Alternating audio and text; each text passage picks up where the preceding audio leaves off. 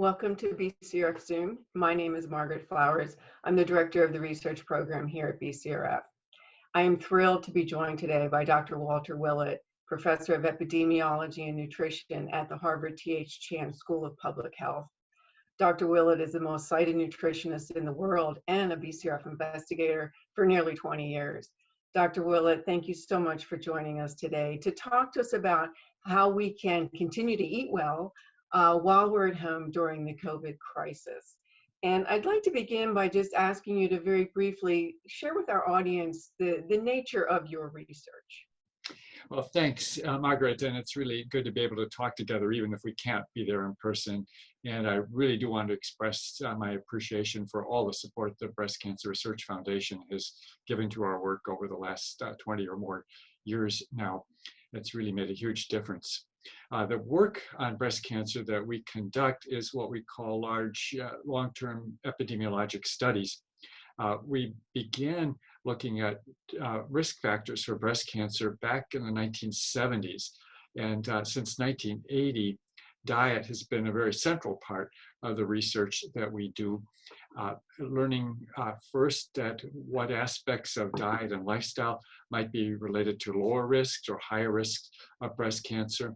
And more recently, now that we've been able to track women who have developed breast cancer and follow them for another couple of decades, we're looking at factors that can influence survival after breast cancer. So this involves the work of many different people on our team. It involves laboratory measurements of hormones, nutrients, as well as dietary data, getting the biological samples from tumors. This is from over 200,000 women we've been tracking now, and now over several generations. So it's given us, I think it's fair to say, the most detailed long-term look at factors that influence risk of breast cancer and overall well-being. Mm-hmm. So we brought you here, we asked you to join us today to sort of share some of your knowledge on, what we can be doing. And, especially now when we're trying to minimize our trips to the grocery store. But we still want to have fruits and vegetables as is, highly recommended.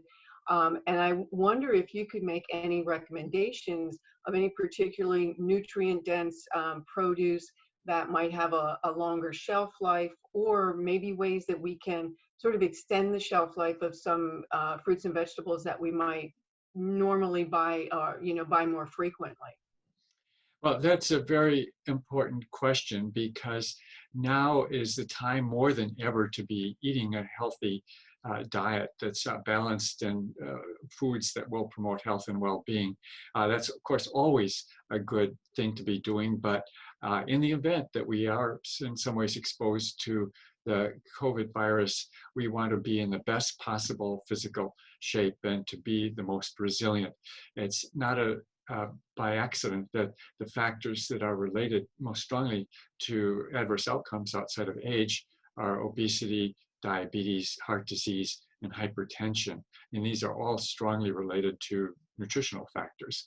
So it's challenging more than usual to make sure that our diets are well balanced and healthy, and therefore finding, as you say, some foods that have a longer shelf life and really can help sustain a really good diet are important.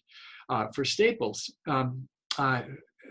foods like whole grains, brown rice, for example, quinoa, whole grain pasta are basic healthy staples, and that's opposed to the refined grain version of those, which are not so health promoting.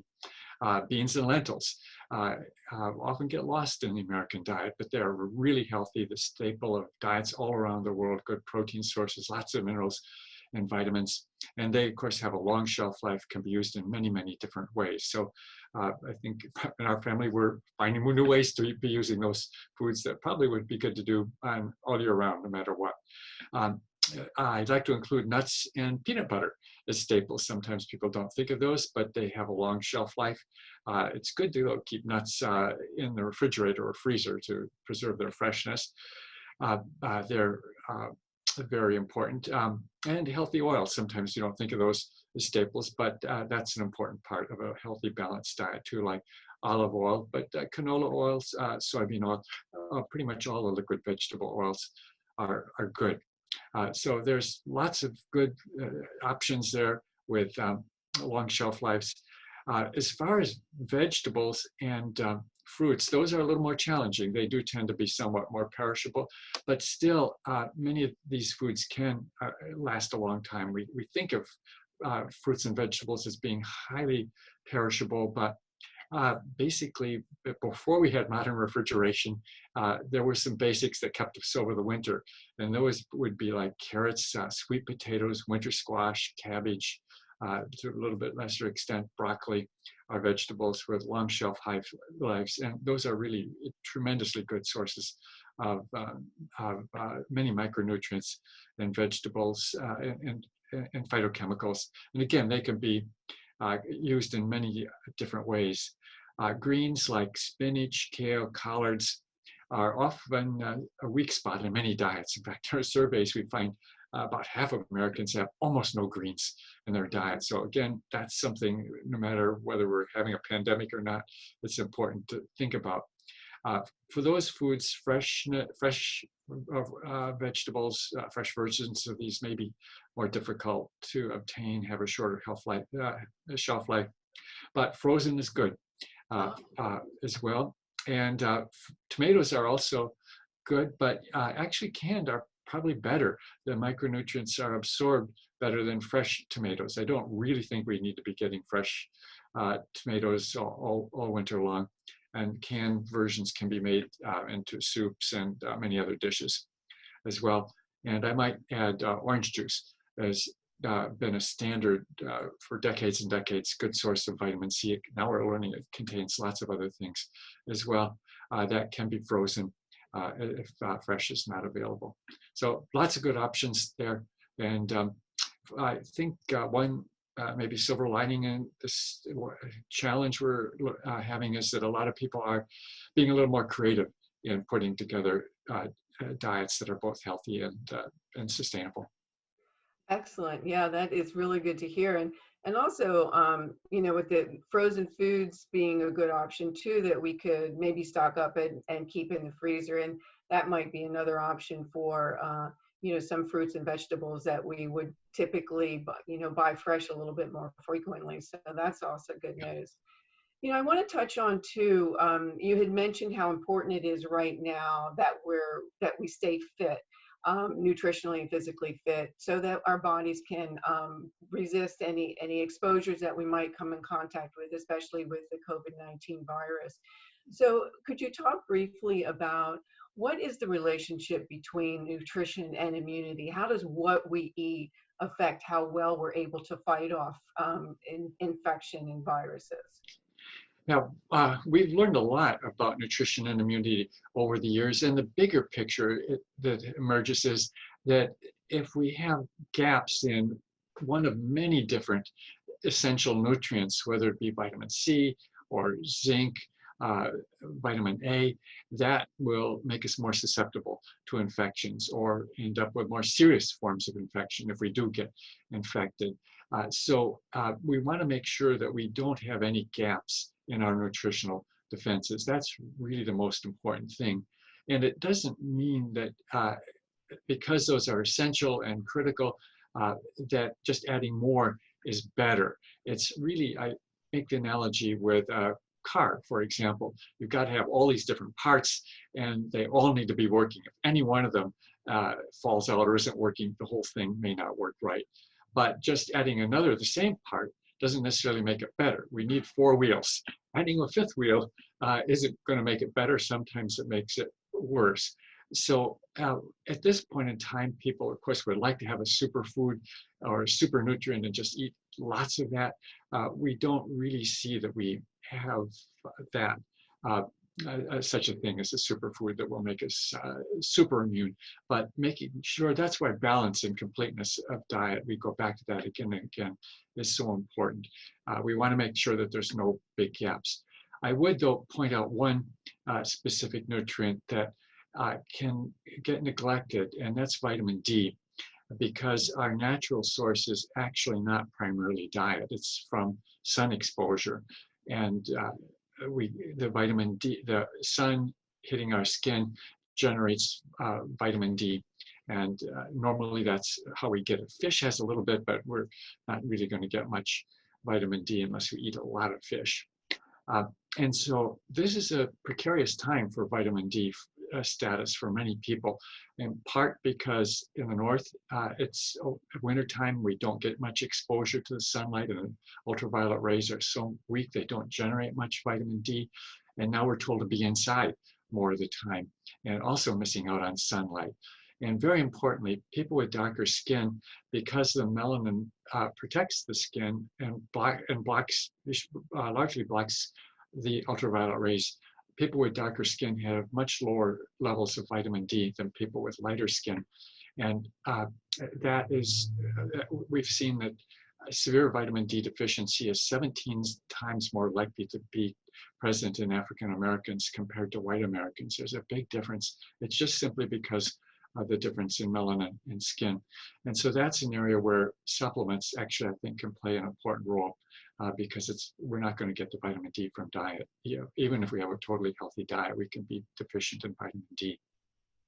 Are there what's your recommendation on other regular supplementation that we might feel, we might feel we need, as just trying to boost our immunity? Are there other nutrient supplementations that you might recommend during this time particularly? Well, even before this pandemic, I've thought it makes sense for most people, unless they're eating a really perfect diet, to take a standard multiple vitamin, multi-mineral. And that's like a bit of an insurance policy so that we don't have any gaps in our diet. And I'm not talking about expensive mega doses here. I checked out a standard brand name multiple vitamin, multi-mineral just on the web a couple of days ago. It's $25 a year to get the RDA levels of multiple vitamins, multi-minerals. So this is not very expensive at all. And that many people, even if they think they're eating a healthy diet, can have some gaps. Also, people over 50 often are not absorbing their vitamin B12 very well because our stomach isn't making enough acid to promote absorption. Premenopausal women are often low in iron because of menstrual losses. So just the standard multiple vitamin, multi-mineral will take care of those gaps pretty effectively.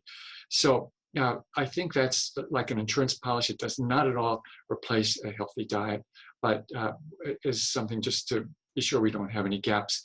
And then as we were just talking about vitamin D, unless someone is really pretty confident that they have adequate vitamin D levels, either having checked their levels or out in the sun a lot, I think it does make sense for most people to be taking a vitamin D supplement. There's still a lot of maybe discussion about what the optimal dose is, but I think about 2,000 international units a day is a good dose. It will get most people up to a good level. It's well within the upper limit of 4,000. And for people with darker skin, going closer to 4,000 actually may make sense as well. Again, this does not replace a healthy diet, but for vitamin D, there actually is, there's been a meta-analysis, a synthesis of many randomized trials, and it has been shown to reduce infections, to reduce inspiratory infections, some of those including different kinds of coronaviruses as well. So there is some precedent, and that's why a number of people have suggested, particularly in the coronavirus era, that vitamin D supplement to make sure we're not low would be good. Again, not massively overdosing, but just to make sure we don't have a big gap in our immune system. It was interesting. In these trials, if people had adequate blood levels of vitamin D, then adding the supplement didn't do anything. But again, a lot of people have low levels, and that's what we really want to avoid. The last question I wanted to ask you was if there was just one piece of advice that you could share with us in terms of, our nutritional health, what would that be? And it sounds to me from what I'm hearing that it would be get your vitamin D. Is that is that what your nutrition advice would be, if it was just like one specific thing that people could do for themselves to boost their immunity and to stay healthy during this pandemic? Well, I would go back to my first comment.